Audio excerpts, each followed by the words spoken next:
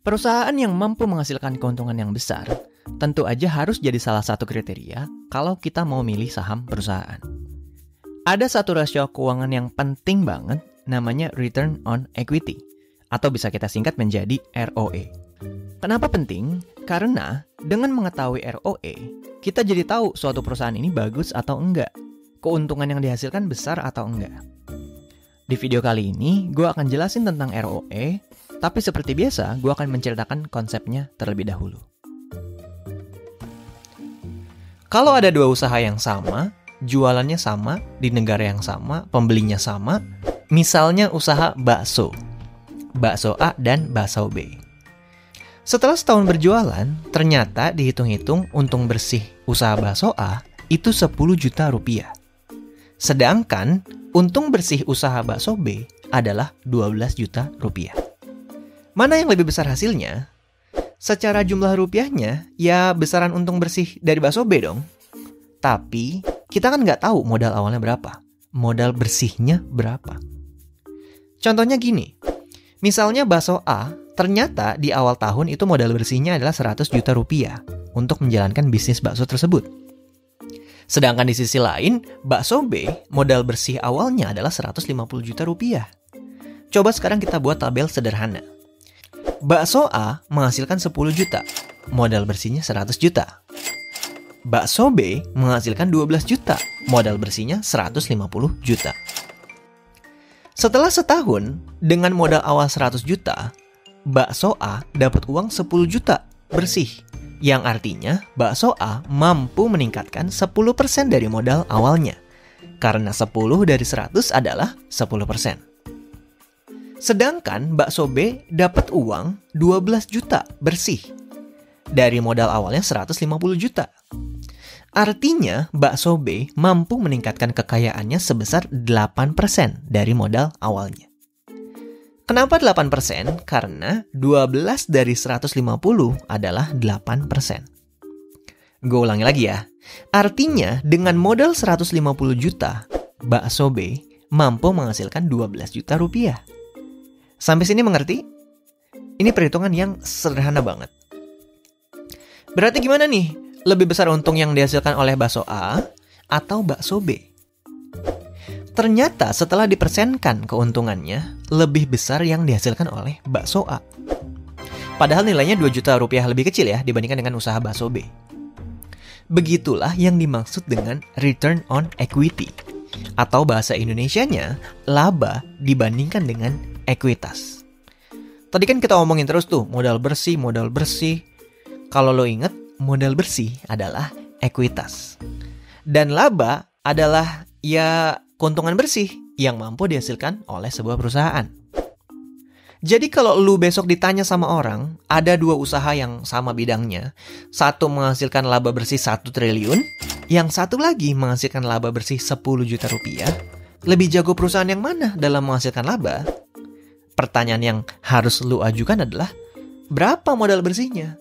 Berapa ekuitasnya? Kalau cuma besaran laba bersihnya aja, ya gue gak bisa dong menentukan jagoan perusahaan yang mana dalam menghasilkan laba. Kalau yang satu modal bersihnya 20 triliun, ya wajar aja menghasilkan 1 triliun. Tapi kalau yang satu lagi modalnya 10 juta, lalu dia menghasilkan laba bersih 10 juta juga, perusahaan dengan modal 20 triliun itu udah kalah telak dengan perusahaan kecil ini. Berarti kan perusahaan yang modalnya 20 triliun, ROE-nya adalah 5%. Karena 1/20 adalah 5%. Sedangkan 10 juta dibagi 10 juta, ROE-nya adalah 100%. Yang modalnya 10 juta, tahun depan menghasilkan 10 juta lagi, ya berarti menghasilkan 100% kan dari modal awalnya. Balik lagi, ini adalah konsep dari ROE alias Return on Equity. Kenapa ROE harus diperhatikan? Karena alasannya udah jelas. Kita mau cari perusahaan yang jago dalam hal menghasilkan laba. Dari kasus di atas, kita harusnya udah paham betul bahwa modal besar belum tentu menghasilkan laba yang besar pula. Dan modal kecil belum tentu hasilnya kecil. Semua harus kita persenkan. Kita kalau bisa cari perusahaan yang ROE-nya tinggi, yang persenannya tinggi. Kenapa? Karena kalau misalnya ada perusahaan yang ekuitasnya 10 juta, lalu menghasilkan laba bersih 5 juta misalnya, yang artinya ROE-nya adalah 50%. Gede banget kan? Modal lu bertambah 50% dalam waktu 1 tahun. Nanti akan gue jelasin lebih lanjut besaran ROE-nya berapa normalnya di Indonesia. Balik lagi ke kasus yang tadi. Keuntungan bersih 5 juta pada perusahaan tadi itu pilihannya ada 3. 1, diberikan semua ke pemegang saham. Yang kedua, diberikan semua ke perusahaan. Yang ketiga, sebagian untuk pemegang saham dan sebagian untuk perusahaan. Ketiga pilihan ini sama-sama menguntungkan. Kalau kita sebagai pemegang saham dari perusahaan ini, pilihan 1 jelas akan membuat kita senang. Dapat seluruh laba masuk ke rekening kita. Pilihan 2, kita juga senang. Karena kita memegang perusahaan dan perusahaannya tumbuh nilainya. Yang tadinya 10 juta sekarang jadi 15 juta nilainya. Karena kan tadi ekuitasnya 10 juta dan dapat tambahan untung bersih 5 juta. Jadi 15 juta dong. Ya nggak? Gimana kalau pilihan 3? Ya apa bedanya? Keuntungan juga bagi kita. Sebagian masuk ke rekening kita, sebagian lagi meningkatkan nilai dari perusahaan yang kita pegang. Dan ngomong-ngomong, rata-rata perusahaan itu melakukan yang pilihan nomor 3 ini. Sekarang ini part yang lu tunggu. Kita coba cari ROE asli dari laporan keuangan asli. Gua akan pakai contoh ROE dari bank-bank besar di Indonesia. Sebelumnya untuk dijadikan perhatian, ini sedikit agak lebih dalam dibandingkan dengan video sebelumnya. Jadi bagi lu yang belum nonton video sebelumnya tentang laporan keuangan, gua sangat menyarankan untuk nonton video sebelumnya dulu, supaya nggak pusing-pusing amat. Tapi, kalau nggak mau nonton juga ya silakan aja sih, nggak ada yang larang. Next. Kita lihat dari rumusnya dulu ya. Return on equity itu artinya return dibagi equity. Returnnya itu laba, equity-nya itu ekuitas. Nanti return dibagi equity, hasilnya akan berupa persen. Kayak yang tadi, labanya 10 juta dibagi ekuitasnya 100 juta. Hasilnya 10 dibagi 100 adalah 0,1. Berarti dalam persen adalah 10%. Semakin tinggi angka persenannya, berarti semakin jago perusahaannya dalam menghasilkan laba. Oke? Return dan equity. Berarti kita butuh 2 data doang nih untuk bisa menghitung ROE suatu perusahaan, yaitu data laba bersih dan ekuitas. Apakah berarti mudah? Nggak juga, karena kita harus teliti dalam hal ini. Kita ambil contoh langsung ya. Gua akan coba buka laporan keuangan tahunan Bank BCA tahun lalu, yaitu tahun 2019. Langsung lu scroll ke halaman 5, akan ada data ekuitas dari Bank BCA. Kalau lu bingung cara bacanya, sama. Dulu gua juga bingung. Tapi gua akan coba menyederhanakan supaya lu mengerti. Pertama yang perlu dilakukan adalah baca dulu laporan ini satuannya apa.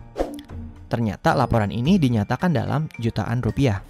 Berarti angka yang tertera harus dikalikan 1 juta rupiah. Yang lu lihat di sini adalah komponen dari ekuitas yang dimiliki oleh Bank BCA, yang jumlahnya adalah 174,1 triliun. Karena ini harus dikali 1 juta kan. Cara bacanya tuh gini. Ini yang gua kotakin adalah ekuitas bersih dari Bank BCA. Yang mana kalau di total-total jumlahnya adalah 174,0 triliun. Terus di bawahnya persis ada keterangan kepentingan non-pengendali yang nilainya adalah 100 miliar. Baru ketika ditambah 2 data ini jadilah si jumlah ekuitas. Tadi kan kita butuh ya data ekuitas untuk bisa menghitung ROE. Terus kita pakai ekuitas yang mana? Yang kita pakai adalah yang ini. Jumlah ekuitas yang dapat diatribusikan kepada pemilik entitas induk. Yang kepentingan non-pengendalinya gimana? Dibuang aja. Kenapa kayak gitu? Gua akan coba jelasin dengan sebuah cerita. Jadi, perusahaan itu kan rata-rata memiliki anak perusahaan. Sama, Bank BCA juga punya anak perusahaan. Seperti BCA Finance, BCA Sekuritas, BCA Syariah, Asuransi Umum BCA, dan lain-lain. Yang mana anak perusahaan ini sebagian besar dimiliki oleh Bank BCA. Yang berarti sebagian kecilnya tidak dimiliki oleh Bank BCA. Tapi di dalam laporan keuangan, semua ekuitas dari BCA dan anak perusahaannya itu dihitung jadi satu dan dilaporkan menjadi jumlah ekuitas.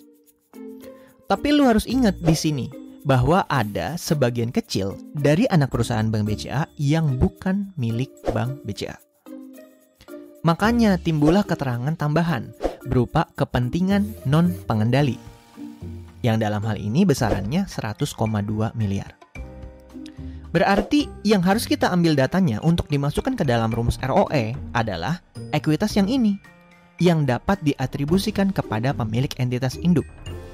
Berarti yang kita masukkan adalah 174 triliun, bukan yang 174,1 triliun. Pasti di antara lu semua ada yang bilang, ya elah beda 1 triliun doang, nggak ngefek kali bos. Dalam kasus perusahaan ini, iya, nggak ngefek. Tapi ada loh perusahaan di luar sana yang kepentingan non-pengendalinya itu gede banget. Contohnya perusahaan Astra International. Astra itu anak perusahaannya ada banyak banget yang menyebabkan angka di kepentingan non-pengendalinya itu gede. Nih, lu bisa lihat nih, jumlah ekuitasnya sih 186 triliun. Tapi ternyata yang betul-betul dimiliki oleh Astra itu sendiri, nilainya hanya 147 triliun. Alias 38,9 triliunnya atau 20%-nya itu adalah ekuitas milik kepentingan non-pengendali. Jadi, mari biasakan untuk teliti sebelum kita ambil angkanya dan dimasukkan ke dalam rumus. Oke, balik lagi. Berarti kita udah dapat satu data. Ekuitas Bank BCA adalah 174,0 triliun. Next. Data ekuitas udah dapet. Sekarang kita butuh satu data lagi, yaitu data laba bersih. Langsung scroll ke halaman selanjutnya, halaman 6. Kita bisa lihat, ini adalah halaman yang berjudul Laporan Laba Bersih dan Penghasilan Komprehensif. Jadi ada dua hal yang dijelaskan di halaman ini. Yang pertama laba bersih, dan yang kedua adalah penghasilan komprehensif atau laba komprehensif. Ingat, data yang kita butuhkan adalah laba bersih, yang di sini tertera nilainya 28,5 triliun. Kenapa nggak kita ambil data dari laba komprehensif yang padahal nilainya lebih besar nih, 31,1 triliun. Jadi gini, sebetulnya komponen dari laba komprehensif adalah laba bersih ditambah dengan lain-lain. Jadi ya pasti lebih besar daripada laba bersih doang. Lain-lain ini apa? Intinya, komponen lain-lain ini adalah pendapatan yang bukan berasal dari kegiatan operasional perusahaan. Maksudnya gimana tuh? Maksudnya misalnya ada perusahaan bakso. Kegiatan operasionalnya ya jualan bakso, atau jualan mie, atau minumannya juga. Atau misalnya kalau contohnya bank, ya dia menjadi kreditur atau pihak yang meminjamkan dana. Nanti setelah beberapa waktu, orang yang minjem uang di bank akan balikin lagi uangnya, tapi ditambah dengan bunga bank. Nah, kan bank bakalan dapat untung dari kegiatan tersebut. Itulah yang disebut sebagai pendapatan dari kegiatan operasional, alias keuntungan yang berasal dari aktivitas usaha perusahaannya. Tapi kalau misalnya ada Barack Obama beli bakso, bayarnya pakai dolar. Misalnya semangkoknya 14.000, Obama bayar pakai uang $1. Kebetulan saat itu $1 pas banget nih, 14.000 rupiah. Tapi $1 ini kan nilainya berubah-ubah ya. Kadang 14.000 lebih, kadang 14.000 kurang. Ya maksudnya nggak tetap gitu angkanya. Sehingga selisih dari perubahan nilai tukar inilah yang dicatatkan dalam keuntungan atau kerugian di dalam komponen laba komprehensif. Kalau lagi di atas 14.000 dicatat sebagai keuntungan, kalau lagi di bawah 14.000 dicatat sebagai kerugian. Gitu. Ini baru satu contoh pendapatan lain-lain yang bukan berasal dari kegiatan operasional perusahaannya. Cerita ini tentu aja udah sangat gue sederhanakan, tapi konsepnya kegiatan non-operasional dan laba komprehensif ya semacam itu. Lebih lengkapnya lagi lu bisa baca textbook ya, atau lu kuliah di jurusan akuntansi. Pasti lu lebih mengerti lagi nanti. Kalau gue sih nggak terlalu tertarik ya. Makanya tugas kita, kalau dalam laporan keuangan, ambilnya laba bersihnya aja, bukan laba komprehensif. Karena itu nggak berhubungan secara langsung dengan kegiatan usaha si perusahaannya. Sekali lagi gue ulangin, yang kita ambil adalah data dari laba bersih, yang nilainya 28,5 triliun. Apakah sudah selesai sampai di situ? Sayangnya belum. Kita scroll ke halaman selanjutnya, halaman 7. Ada keterangan laba bersih yang dapat diatribusikan kepada pemilik entitas induk. Nah, laba inilah yang kita ambil sebagai data yang kita masukkan ke dalam rumus ROE. Alasannya sama persis kayak waktu kita nyari data dari ekuitas tadi. Dan di perusahaan Bank BCA kebetulan sama-sama 28,5 triliun juga. Bedanya cuma 4,9 miliar yang itu nggak akan ngefek banget pada perhitungan. Nah sekarang udah dapet angkanya lengkap. Data laba bersih dan ekuitas. Sekarang kita masukin rumus ROE. Laba dibagi ekuitas adalah 28,5 triliun dibagi 174,0 triliun. Hasilnya adalah 0,163. Kalau kita persenkan jadi 16,3%. Nah, udah begitu doang. Berarti ROE dari Bank BCA tahun 2019 lalu adalah 16,3%. Agak panjang memang, tapi sebenarnya simpel nggak sih? Kita lakukan hal yang sama untuk nyari ROE tahun 2018, 17, 16, dan seterusnya. Buat apa? Supaya kita bisa dapat hasil rata-rata ROE dari perusahaan ini. Mau itu 3 tahun, 5 tahun, 10 tahun, bebas terserah lu. Tapi dalam hal ini gue akan nyari dalam jangka waktu 5 tahun terakhir. Kalau misalnya lu mager, bisa banget untuk cek data ROE di dalam aplikasi sekuritas masing-masing. Karena biasanya ada. Gue ngajarin cara hitung ROE ini supaya lu paham asal-muasal angka tersebut dari mana. Oke? Dan setelah dihitung, didapatkanlah data dari ROE Bank BCA selama 5 tahun terakhir dari 2014 sampai 2019 adalah sebagai berikut. Dari yang 2015 20,1%, terus turun 18,2%, turun lagi jadi 17,7%, turun lagi jadi 17%, dan yang terakhir 2019 adalah 16,4%. Yang berarti rata-rata 5 tahunannya adalah 17,88%. Pertanyaan selanjutnya adalah, yang pertama, ROE 17,88% apakah sudah bagus? Yang kedua, berapa sih angka minimal ROE sampai kita bisa mengatakan bahwa perusahaan ini adalah perusahaan yang baik? Nah, untuk pertanyaan nomor 1, kita nggak akan bisa tahu ROE 17,88% ini bagus atau enggak kalau kita tidak membandingkan dengan perusahaan sejenis. Kalau ini Bank BCA, ya kita bandingkan dengan bank yang sepadan, bank besar lainnya. Contohnya BRI, BNI, Mandiri, yang datanya adalah sebagai berikut. Dari data ini aja, kita akhirnya jadi tahu nih, bahwa di antara 4 bank besar di Indonesia, ROE dari Bank BCA itu udah bagus ternyata. Ranking 2 dari 4 bank besar. Yang pertama ditempatin oleh Bank BRI dengan rata-rata ROE 5 tahunnya sebesar 18,3%. Dan yang terakhir adalah BNI dengan rata-rata ROE 12,7%. Udah selesai, itu menjawab nomor 1. Untuk jawab pertanyaan nomor 2, jawabannya adalah nggak ada angka minimal ROE yang pasti. Tapi mungkin lu bisa pakai tips ini. Cari perusahaan yang ROE-nya lebih tinggi daripada return yang ditawarkan deposito, yang berada di kisaran 7%. Kenapa begitu? Karena kalau misalnya di bawah 7%, ngapain lu taruh saham uangnya?